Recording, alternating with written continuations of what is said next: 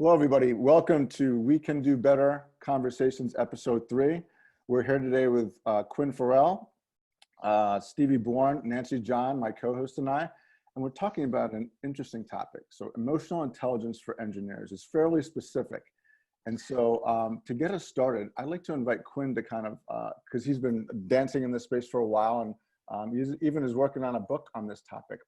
So Quinn, would you help us kind of give us some context on what you see in the space for EQ for engineers, why it's important, and the impact based on Sure. Yeah, no, absolutely. First, thank you, Brian and Nancy for inviting me and Stevie. I'm excited to have this conversation with y'all. For me, where it's come from. So my grandfather was an engineer. My parents were architects. I myself am an engineer, and one of the things we look at now in the world of engineering is AI, automation.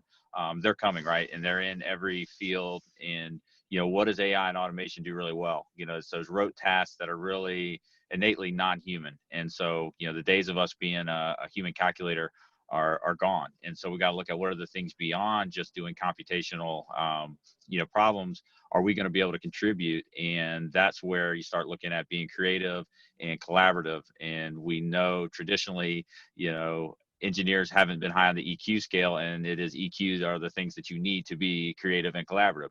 And so the question then becomes, well, how do you get somebody or a group who and I can speak from firsthand experience, is not very comfortable talking about their emotions. And I think one of the issues is there's not ever been really a language that has conveyed some of these concepts in a way that engineers kind of understand it. And so for me, the idea came, well, what are the things that we can do to break this barrier? And I came back to math. And so there's some simple equations, we can talk about. This is very low level stuff. That's not, you don't need a calculator. But it's, the one, and it kind of encompasses a lot of this for me is, just the pure thought of absolute value. And so if we think about that concept in math says, if you have a -7 or a +7, they both have an absolute value of 7. So it's their distance from 0. And if we think about all humans have an absolute value, we're all absolute humans, whether we're on the left or the right, whatever your opinion is, there's still a value there. There's a difference between where you're at and where somebody else is at. But if you look at it in that context and say, okay, so some of the biases that I carry, just by naming something negative, you're putting it on the other side, right? And so, if you're going to connect with people and try and, get to a middle ground or, see things their way, you can't go in saying you're wrong.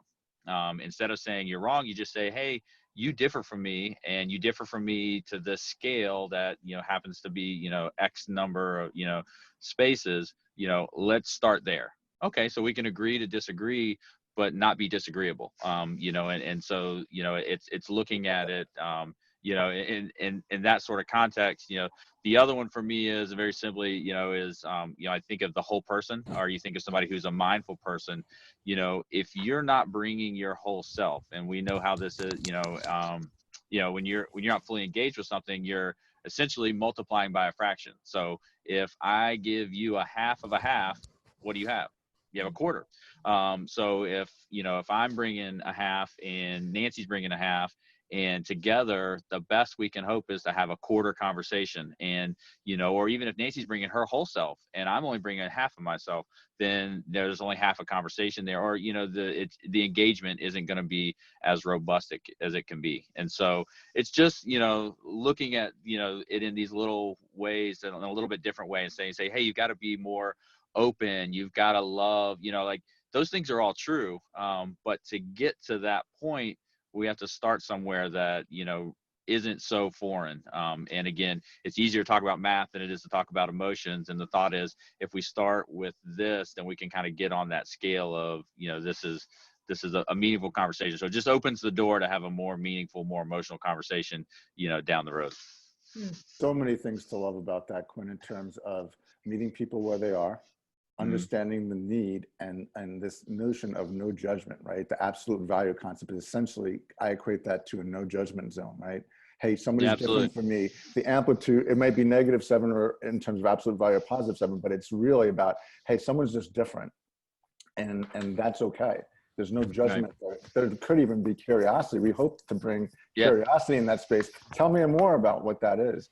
And so, Stevie, in terms of whether it's absolute value or kind of the context of EQ for engineers that Quinn was introducing us to, what comes up for you? Well, I think it's really funny because it's absolutely not math. So I actually come from a software engineering background. And so very much like Quinn was talking about, one of the things that I see as so critical with the teams that I work with is this need to be able to collaborate and to communicate effectively. And I'm just going to assume, but maybe Quinn, you've seen this too, and that is that some of the people that I work with have really big egos. And so when they come into the conversation, they come in from this perspective of, well, I'm right and you're wrong. Mm-hmm. And I've got the answer. I'm really smart. And if you don't see it my way, then, you know, you're not as smart as me. And so this concept of emotional intelligence and EQ, it's critical to help break down those mindsets and to instead walk into a conversation and say, you know, I see it differently. And that opens the door for the conversation to keep going and for an expanded shared learning instead of, well, no, you're wrong. We do it this way. This is the best solution. And so I don't use math because math scares me, but I do try to help people see things from this new perspective and to bring curiosity into it and to set their egos at the door. So that's a little bit of what I do with the software engineers that I work with. I have a question actually, right? So I'm curious, Stevie, like when you talk about working with folks who are, you talked about egos, right? So it's one thing to say, you know, let's check our ego at the door. What is it that how are you working with them to help them see that either the value of it or even understand whether it's the language around it or like the value of doing that? Like, how do you work through that in the space that you're in? So the first way that I do it is I model it. And I am really big into teaching by doing and teaching by example. So every conversation that I have with an engineer, I check my ego at the door. And I will come into that conversation with a lot of curiosity. So one example, I was at a client meeting today and we were all online having this meeting, and the leader who was facilitating the meeting just was not clearly communicating what his intentions were. And I could tell that based on the conversations that the engineers were asking him or the questions they were asking him. Now, I easily could have jumped in and I could have provided all the clarity and said, no, guys, what he really means is blah, blah, blah, blah, blah, blah, blah. And that would have been a pretty egocentric, fast way to get to the right answer. But I chose instead to ask him questions or to say, you know, I think what I hear you saying is this. Did I understand that correctly? And basically I opened the door and allowed him an opportunity to restate what it was that he had for the group, hoping that in doing so, it would provide more clarity for people. And so that would just be an example of, I started by checking my ego at the door.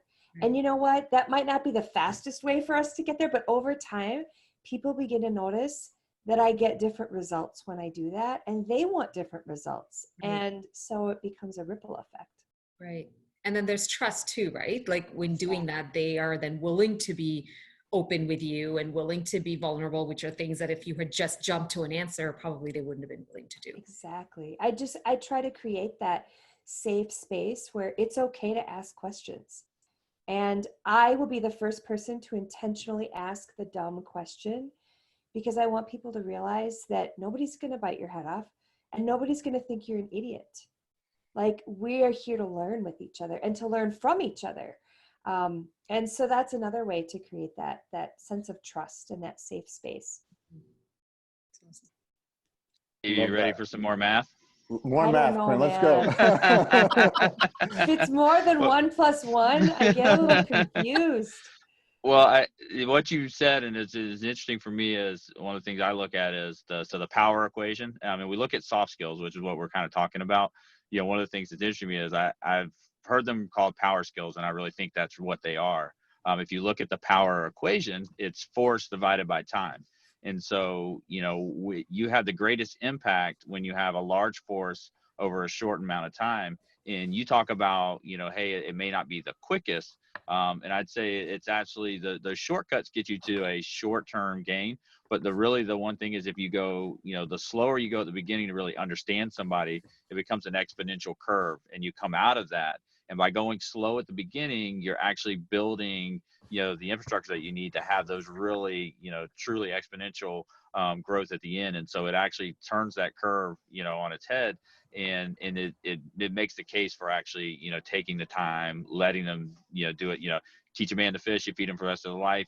That's teach somebody to be empathetic, and, they become more empathetic, and you don't have to just, be there coaching them the whole time. I love how Quinn brought the, what people often refer to as the soft skills and refer to them as power skills. So how awesome is that, right? And we're talking about empathy in relationship to power skills, right? And just Stevie's example, right? Had she come in there and she knew how to get the conversation to the end point, had she done that, what would the person who was leading the meeting have felt like, right? Would have felt shut down, would have felt interrupted, would have felt kind of triggered by, hey, this is my meeting, hey, you're showing me up perhaps. That could have come from it. But no, she chose curiosity. And this is an element too, in terms of, I think if we're talking about EQ for engineers, it's about communication and communicating differently too, and conversational intelligence. There's conversational techniques that we can use to help them, the people, whether it's engineers or any of us, get to a point where we can communicate more effectively with one another. And so if we have access to those, or if we can get access to those, why wouldn't we at least explore that opportunity for understanding how to connect to people differently and what's possible when we're open to that and willing to be vulnerable? Because that's a lot of what's going to happen as we go through this process with engineers or anybody that may not be where they want to be in terms of, or may just be a quiet person. It may not even be that there's anything from a role-based perspective that's an issue, but they're just a quiet person and I find it difficult to engage.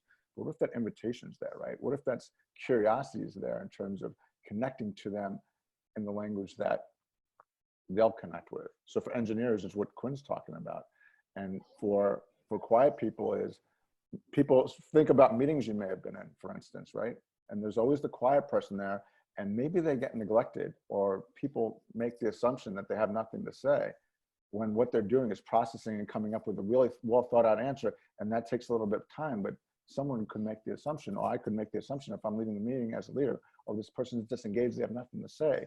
What if we as leaders made a different choice in that moment and said, wait a minute, Nancy, I haven't heard from you in this meeting. I know you probably have something to contribute here. What are your thoughts? And kind of invited people in there too. And so there's different ways we can kind of engage with one another. And it starts with the power skills that Quinn's talking about: empathy, curiosity, caring, compassion. Compassion, because it is compassion to help want to create change in that area, because you're helping people see differently. You do it, Quinn, through math and power skills, and Stevie does it through empathy. And there's not one way to do this, right? And so that's the beauty of this conversation. I invite the people, as they're listening and watching this, to comment, hey, how do you go about doing this, to connecting with, whether it be engineers or people that might be different from you, to help create a better place for them, better engagement, better results, moving them from an individual contributor to a leader. That all takes different skills or techniques or awareness. And so we can all bring that in different ways. And so Nancy, I'm just thinking, Brian, about one of the things that you said there, which is really important, is around making those connections with folks who are different than us. I think that requires us to actually proactively then spend time with and build a relationship with people who are different than us. And we all do this, right? So I know we kind of started this conversation looking at engineers, but in reality, like, that story actually applies across the board, regardless of title or, or role or whatever space you fill in. Because what I think is really interesting, Quinn, you were talking about, you are in that space of engineering, but then you also do sales, right? And so in a most people would put those in two opposite buckets, but the reality is like there is connection points between the two, and there's skills that overlap. But it does require us, if we want to be able to sharpen this skill, it requires us to want to spend time with people who are different, who think different, and actually seek it out. How many times do we actually do that? I mean, I even think about myself. Sometimes I'm just like, the easier thing with me to go to these two people because they are in line with the way I think and I can get a quick yes. But if I'm really looking for the best option, or just like I'm curious, like really curious about something, then I would sincerely seek it out from folks who I know actually have no clue what they would say. They may actually think very differently than me. I think that requires us to be intentional in that. And I think that in and of itself requires that whole emotional intelligence side of like seeking it out, right? And seeing the value of seeing somebody else's point that could be very different than the way that you've thought about it so far. So I think that's another thing to proactively do for all of us as well. Nancy, as you were talking, it reminded me of how, and you even alluded to it, how it's really uncomfortable to intentionally seek out people who are going to see it differently or think about something differently. And I often tell my clients as I'm coaching them that we've got a growth zone and we've got a comfort zone, but they are mutually exclusive. Yes. There is no growth in the comfort zone and there is no comfort in the growth zone. And sometimes, I mean, I'll admit it, this particular individual that I did that with at the meeting, he drives me crazy. Like, I'll just be really frank. He drives me bonkers. And he is so different from me. Yeah. And so to set aside my ego and still give him the stage, like I had to make an intentional choice about that. And I think it's like that with anything, and that's part of that learning, that emotional intelligence, is we have to be willing to start making those tough choices. Right. And the more that our EQ grows, the more we're able to do that. And so as we model that with the people that we work with, hopefully they see the impact of that, and they then want to start that those changes in themselves, because it's not comfortable. It would have been way easier for me to just take over his meeting. Sure. And I wanted to. Right. But he wouldn't have learned. I would have stolen a learning opportunity from him, and other people wouldn't have seen a different way of working. And to me, that's the more important aspect of the coaching that I do. Right. So that's no awesome. Comfort in the growth zone and no growth in the comfort zone. My like bottom line message. Yeah.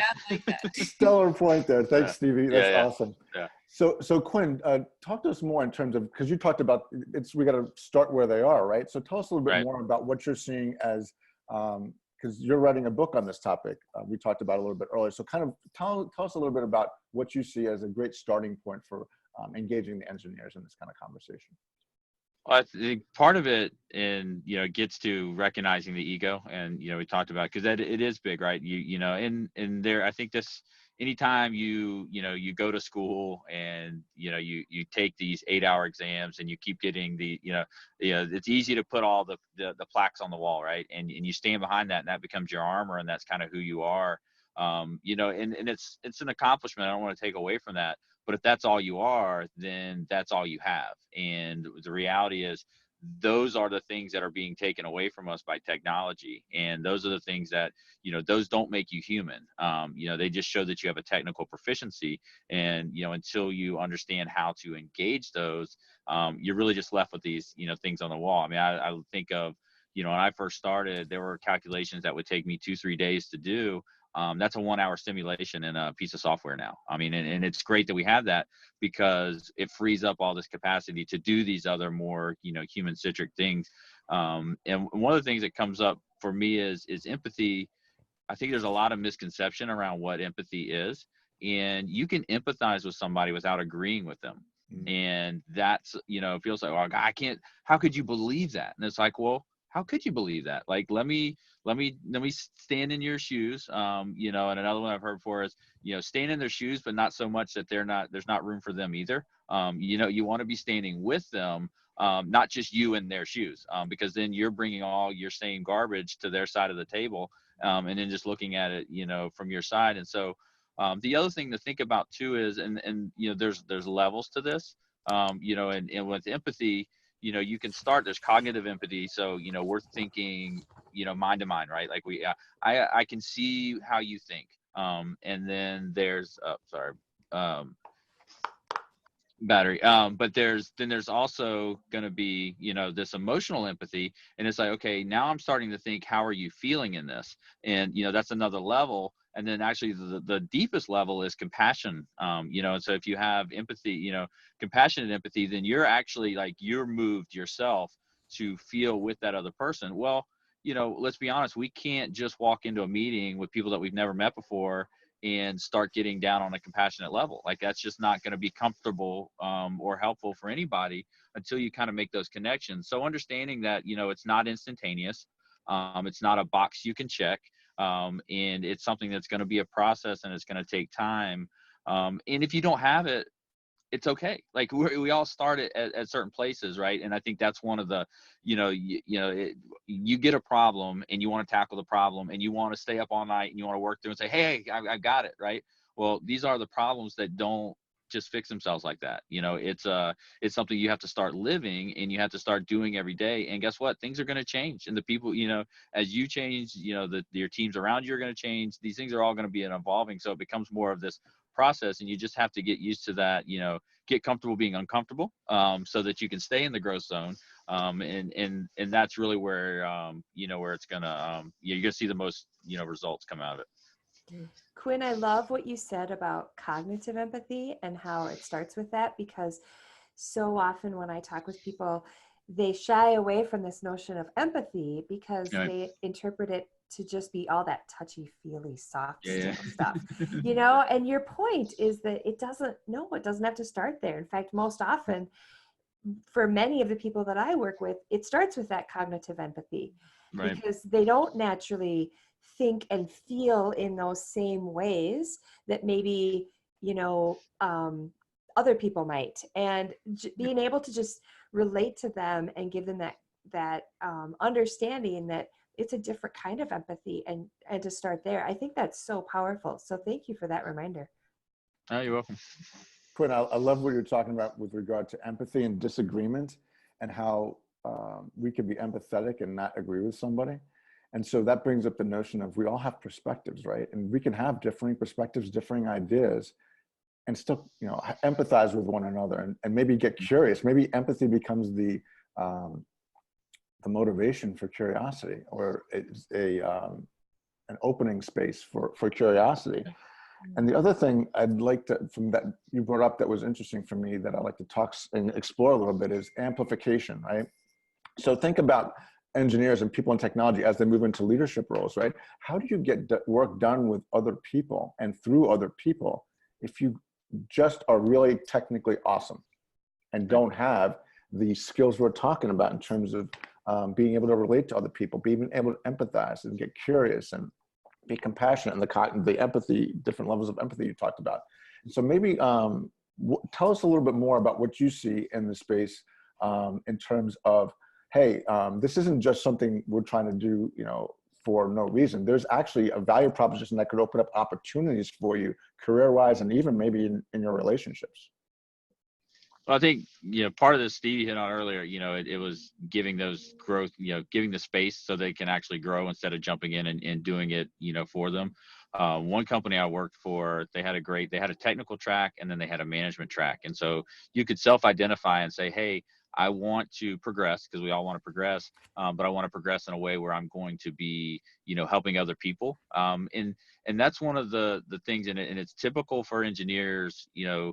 My brother's an engineer, and I've talked to several people that have this. You come out of school and you realize you didn't learn anything that's very practical for you. Like, you don't show up your first job knowing what to do.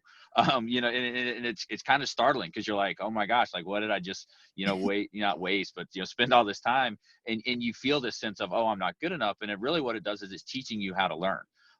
And that's the pieces, and it's saying, okay, are you continuing to learn? And if I'm just doing it for you, you know, and I had some mentors early on, they let me really fight through some stuff. And, you know, and you sit there and you know, it would have been really easy to write, no, this, and do it. And so, I think when you start looking at leadership, it's not about, how fast can we get something done? It's about, how can I support you so that you're going to learn this in a way that you're going to be self-sustaining without me doing it? Because, if I have to do it for you every time, then I'm limited to myself. And right, then you're not leading or managing other people if you're managing one-on-one, and how do you teach them to self-manage? How do you teach the group to manage itself? And you really distribute your influence out to as many people as possible. And that's not by holding on to it or doing the work for them, because you really limit yourself when you're in that position. I find in the work that I do in the software space, at least, that many people get promoted up through the ranks because they were phenomenal software engineers. Yep. And as they get into those management and leadership positions, they still have that mindset of they have to solve it, they have to do it, or they have to tell other people how to do it. And nobody's taught them how to let go. Nobody's taught them those critical skills that really bring the true amplification, which is what Brian had mentioned. And so, that's some of the work that I do specifically with leaders, is teaching them how to let go and how to lead by example instead of doing the work for people, and how that's so uncomfortable. Like, it's so much easier if I just did it myself.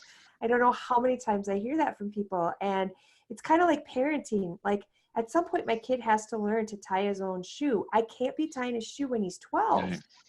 And so as a parent, that's super painful when I'm trying to get out the door and my 4-year-old cannot tie his shoe.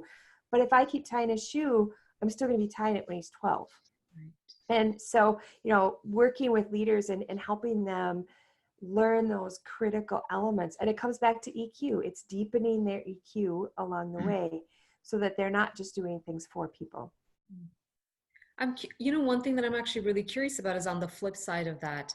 When you think about, like a typical, engineering sort of skill sets, what strengths do they bring to leadership? Like, what are some things that they bring that make them good in that space? They're really I good think problem solvers. yes. Okay. That's I mean, it's, the joke is, I mean, you make a model for everything. And so, and this is another thing too, is to look at, again, it's not good or bad. It's how you're, what are your strengths? What are your weaknesses? Recognizing what those are. And that's part of what EQ, helps you out with, because you can put together, you can get your arms around it, where sometimes, if you're so far out, a friend who consults to the funeral home industry, and that's a empathetic industry, for a lot of reasons. And he goes, there's no lack of empathy in my field. He goes, but these people don't know how to run their business because they're so emotionally attached to every interaction. And so there is a time where being disengaged is good. And so you can get this this 10,000 mile view of things, and looking at things from a whole system, looking at the end, reverse engineering back, seeing where you want to go, all those things are really help out. But when those becomes too rigid, then you lose it, and it can't just be about the process. And that's why it's the balance that makes you the most powerful. I love where Nancy took us with this kind of the other side of the coin kind of approach, right? No, it's great because it's about integration, right? It's about, we can't be totally on the technologically smart and totally on the EQ, because there's not value. There's a limit to the value on either side. But when you can integrate, and it's different for everybody, right? In terms of what that might be, in terms of their capabilities or their, where they might gravitate to, but exploring where we are and how to get there, and giving them some tools through helping them see the value to them and to where they want to go, and how that's going to help the organization as well. That's awesome. And I think that's where I like the word you use, exploration and tools, Brian. One thing I find, because I've worked with a lot of engineers in my over the course of the years in different capacity, and one of the things that that they're really strong at, I think you both kind of hit the nail on the head, there's around following process, right? So the cool thing is when we talk about integration, what I found is usually when the individual is open to, okay, I'm open to seeing how I can improve in this area of leadership, they will, if you can help them see how to follow through and what, here are some steps to take, the follow through is strong. And that's one of the really cool things that I've experienced in working with engineers who are in a leadership space, or whether it's individual contributors leading something or whether they're leading a group of people. That's an area that I've seen that's been really cool to witness. Whereas sometimes the folks that you would think are naturally people, they have a harder time with like just kind of executing on things or kind of trying something in a different way.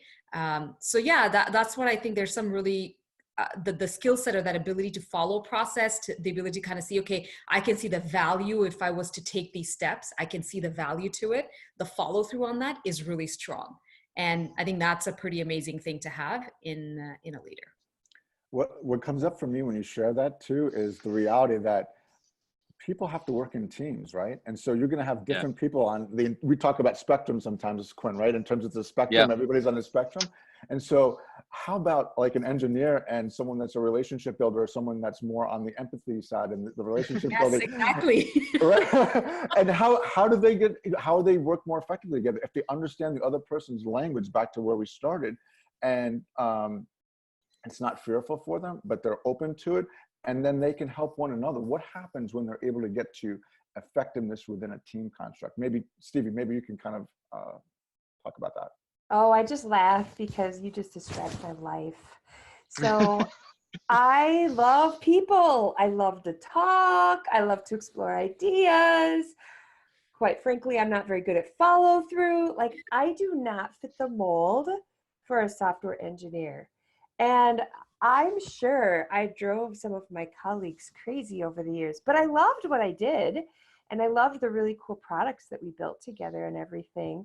But yeah, there were times where it was hard for us to figure out how to work together. And quite frankly, I didn't have much emotional intelligence back then. So I just thought everybody should be like me. And that didn't work so well. So I can't even really remember what you asked me, Brian. I just thought it was so funny because I'm like, that's my life. It's back to the concept of working in a team, right? So it's individual contributors bring their contribution, and it's awesome. But in terms of amplification, and at some point, especially as you grow in your career, there's going to be different expectations, even in senior roles within a technical team, to be able to work with one another, right? And even influence outside of your department or your team or your role. And so maybe Quinn, maybe you can jump in on this in terms of your thoughts on the notion of engineers working with teams and building these skills, and then the reverse of people that are more empathetic and people-oriented, being able to communicate with technical people and kind of building those skill sets. Yeah, the real value, and the one thing I think you see when you get collaboration, this is the piece that you have to explain is, our output as an individual is limited by one.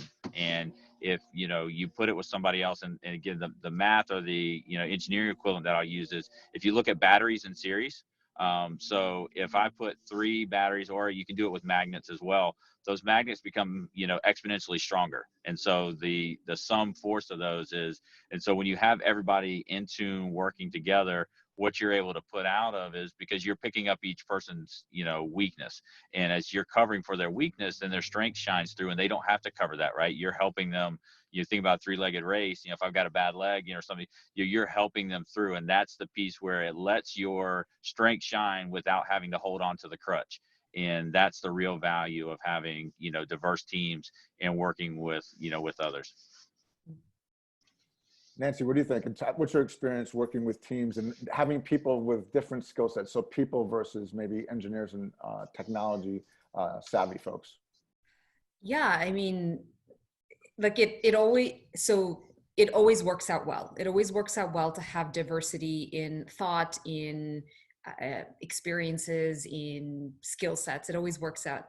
There's always a slow start. Like it never starts that way, right? And but I think that's the reality of, that whole idea of like the team formation. They talk about the forming, storming. Norming, yeah. It's the same thing. And I don't think that changes just because like roles or skill sets or something are different. So there's always value in it. The challenge always is getting past the storming side of things to be like, okay, can we outlast this piece of, but I think my idea is better, right? Or like, I'm super attached to this thing. I think your idea is good, but I'm really attached to mine. And the ability to kind of like let it go and to be able to say, okay, I can actually really listen to what you have to say. I think that's really valuable. I do think like a lot of that also brings us back to where we started this conversation, which is for teams to function well, we have to have some commonalities, right? Like not everything can be different. We have to have common language. We have to have common goals. We have to have a common understanding of how we will approach, like understanding of like, you know, we'll know that this is the end, or we'll know that we've achieved at this point. Those are commonalities a team can have. How we approach it can be different. But if we don't have those commonalities, that can be a big challenge. And I feel that's where, you know, when you have leaders who can help create that commonality with their teams, how do we get some common language around the table? How do we understand what are we working towards? How will we know that we've succeeded towards that? Those are things that are necessary that can't be different between us. Because if those are different, then we will have a really hard, like we'll always be storming, right? Like we'll always going to be storming. Love that. Love that. And so what I loved about that too is the dynamics of a team, right? And so there's got to be a shared purpose of some sort. We're pulling in the same direction. We're directionally going where we need to go, everybody. The how piece of how I do my piece and how you do doesn't have to be exactly the same. We bring our strengths to the table to contribute and get that done. And I go back to my time when I was a systems analyst, right? So I was having to talk between technology and the business. And it's very similar in that regard, right? Two different languages. It might as well have been Chinese and Greek, like going back and forth. And then so people ask me, what do I do? I'm a relationship builder. That's what I effectively did. I translated A to B, particularly technology to the business and sometimes business back to the technology. And so that was this learning mode too. I think part of this conversation takes us back to if we're curious and we're learners and willing to kind of understand how someone needs information or processes information or how they interact with one another, that helps us in terms of the types of ways we choose to engage with them. And it's back to the EQ too, and understanding, oh, this is difficult. This is back to the comfort zone, growth zone. Oh, I can see this is uncomfortable for you. How then can you kind of take them through it in a way that enables them by just bringing them focus on that first step, giving them some courage and helping them get started. So love that piece of it. As we think about closing down our conversation today, Quinn, tell us a little bit about, you know, when we talked earlier, you talked a little about STEAM and STEM and sort of the engineering piece and how important it is to have the arts in it for this purpose we're talking about, the divergence between technology and the arts, and how actually the arts is so important to technology. I think that's if we, you know, again, if we're gonna, you know, engineer or, you know, technology is going to take away those human things. What are the things that technology can do that humans can't do that humans can? And that's be creative. And where does that creativity come from? And you look at it, it's fostered by the arts. And so, you know, I think there's a lot of focus on STEM in the US, and rightfully so, because we are becoming more technical. But as the computers get better at being computers, you know, it's the arts piece that we really have to look at. And that's where we learn how to be human. That's where the EQ comes in. And so, you know, I joke, you know, STEM is an engine with no steam. And so, you know, it's not going to go anywhere. And so I think that's something we need to just really appreciate. And again, we're going to get more out of that. And that diversity and all the things that we were talking about really come from, you know, from the arts. And, you know, for me personally in my life, I learned as much outside of the classroom as I did inside the classroom. You know, some of that was through sports. But I think if you look at, you know, all the other, you know, whether it's theater, whether it's choir, whether, you know, there's all these other things that you can do, these creative pursuits really, you know, connect us in a way, you know, that goes beyond just the cerebral that we're talking about. And that's, you know, that's the other hope I have for, you know, engaging in this conversation. Thanks for that, Quinn. Stevie, what are your thoughts? I love it. So I too am a big proponent of STEM, obviously with my background, but as Quinn mentioned, it's lacking unless you bring that creative side of the arts into it. And so I was fortunate. My kids actually went to a STEAM magnet school. It was one of the first ones in our area. And it was great because my son is super engineering. Like, he will build anything. And my daughter is super, super creative. And so it was the best school because it fit both of their needs. And they both look at the world vastly differently. And I love what they do for our family. And at the same time, they can drive each other crazy, just like what I experience with some of my teams. And so sometimes, like, part of what I'm thinking about is this conversation that we've had, although it's been pretty engineering focused because Quinn and I like to geek out with engineering, it can be applied so much more broadly than that. And so I love that, you know, as I was just even thinking about my own personal experience, that's kind of one of my bringing it full circle thoughts, I guess. Love that, Stevie. And I think that's one of the pieces as we think about EQ for engineers is, as much as we may think we're different, there's a starting point of being similar, that we're human, that maybe we have a spectrum of where we are on that for certain folks or groups within our community. And so just that point of within your family, you've got one person that's engineer, that's an art, and you probably have some interesting observations around how they work together, sometimes effectively and sometimes not. That represents a micro for the world. And so it's awesome now that we have schools that engage people and include arts and the STEM to make it, as Quinn talks about, there's STEAM now and the STEM that's going to enable us to kind of move forward together more effectively, which is awesome. And so actually, before we close, let me invite Nancy for a final thought here, and then we'll do a circle of final thoughts, and then we'll close out. Yeah, there's so much. Like, I have all these sticky notes with notes here. If you could only see what my table looks like right now. The thing that really, there's something that you had shared, Quinn, that right at the beginning that really stood out for me, which was all humans have an absolute value. And I love that. And the mathematical talk made perfect sense to me, mainly because I feel what we're doing when we do talk about common language is we are telling a story. And that is a form of telling a story to somebody. And so that line about all humans have absolute value really struck for me, because in the end, like, that's the truth, right? Like, we all have value to share. So even as we think about arts, for example, you know, a lot of times when people think about creativity, they think about it in this like very like, you know, oh, like artsy, like super smooth, like, and that's not always the case. Like, some of your very technical people have been the artists. Like, if you think about some of the classical music and stuff that's been written, they've been written by mathematicians, right? And so this idea that we all have the capability of adding that kind of value, we all have the capability of creativity, of innovation, of being that way. And so that really stands out for me in that line of all humans have absolute value. So sometimes we think like, you know, well, because I fit into this mold, I'm left-brained, that's not me. And I'm like, well, I don't know if that's truly the case, right? Like, you're maybe naturally tuned a certain way, but the idea of creativity doesn't get limited just because, you know, you're stronger on one side or the other. So we all have value to add. And the more that we can actually see that in each other and actually value each other for what we have to bring. And I would also say value ourselves, because the idea of compassion for me, I feel sometimes we're just not compassionate to ourselves. And so then we don't have compassion to somebody else. And so the more that we can exercise that with ourselves, the more space we have to do that for other people. So that's going to be my takeaway thought here. All humans have an absolute value. Awesome, Nancy. Quinn, how about you? Final thought. Well, thank you, Nancy.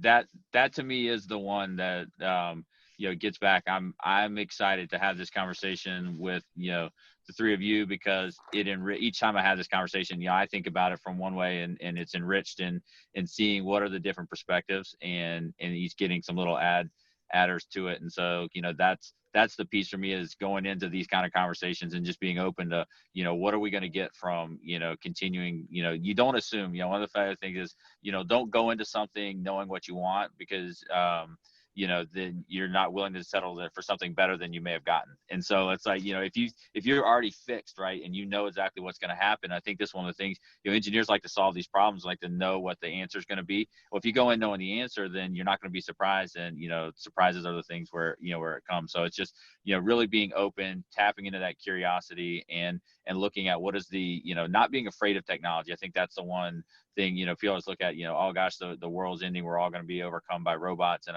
I don't believe that. I think the robots are here to help us. And I think that this is, and paradoxically be more human, because if they're doing all the calculations, they're doing all the rote things, if you look at a factory, we don't have people breaking their backs, lifting things up and down anymore. Let's take that off the plate and now be more human with it. And I think it gets back to, we all have value. We're all humans, and there's a commonality there. Let's celebrate our differences, but while not dismissing that we are all the same. Love that, Quinn. Stevie, final thoughts. So I was also looking at my notes, and I can't believe I'm going to say this, but I loved Quinn's mathematical expression around force over time. And I just think that's pretty cool. I might follow up with you later, Quinn, to make sure I understood it right. But yeah, from what I understood, it seems pretty cool. And the whole exponential growth later. But just visually, I was just visualizing what that would look like in my brain, because I tend to be more of that visual person. And I just see like this expansiveness happening as we value the differences from each other instead of push against them or come with our egos. So as we wrap up, I'm celebrating the expansiveness of this conversation, because we didn't necessarily have an end target. We wanted to get the perspectives of everybody to kind of see this topic in different ways. And I think we did that, from the empathy piece that Stevie brought initially to Quinn's awesome equations and the power skills, and just the different kind of nuances that came up during our conversation. We'd like you all to continue the conversation in the comments below. So tell us your perspectives. What are your thoughts on what you've heard today? Reach out to us. We'll put our contact information in there, but conversation further enrich this dialogue about EQ for engineers and for each other, right? In terms of how could we work on our interactions with others and our mindsets and our ways of engaging that might help create better. And that's what this is about. We can do better conversations, and that's what we do. We invite the conversations, and we appreciate your listening. Thank you to Quinn, Stevie, and Nancy for an awesome conversation. And so Quinn, if people want to get in touch with you, what are the best ways to do that? Best way is going to be LinkedIn. I think you're going to post this, and that's connect with me. Welcome to have this conversation. Continue this conversation with anybody. It really is. It's the fun part for me is I've been thinking about this for over a year now, and every conversation I have, I still have as much fun having it. So it's a conversation that doesn't get old, and just looking forward to making it richer with each new opportunity. Awesome. Thanks, Quinn. Stevie, what's the best way to get in touch with you? LinkedIn. Okay. That has my contact info. But yeah, same with Quinn. I'd love to reach out and have further conversations. And Nancy, best way to contact you, also LinkedIn, or is there some other way? Absolutely. You guys can just message me on LinkedIn, and love to expand conversations with people. All right. So LinkedIn is great for me, or my website, briankellyleadershipcoaching.com. And we look forward to next time. Thank you all for your contributions today. Have a great day. Thank you very much. Thank you. Thanks all.